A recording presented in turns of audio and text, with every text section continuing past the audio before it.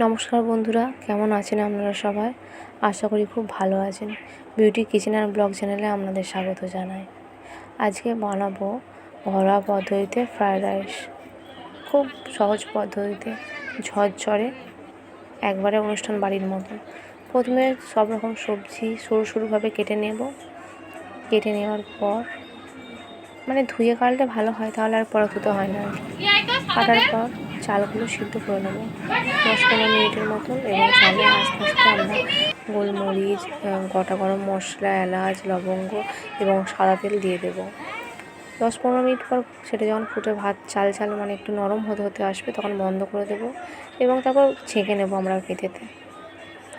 ছেঁকে নেওয়ার পর আমরা আস্তে আস্তে সমস্ত রকম সবজি ভাজতে থাকবো।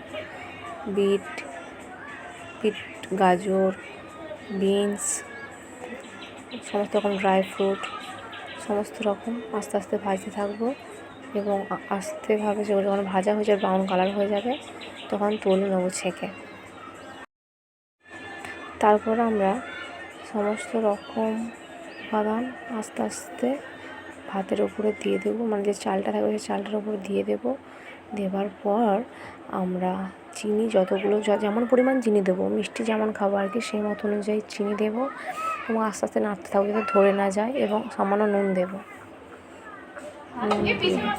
এইভাবে সুস্বাদু রকমভাবে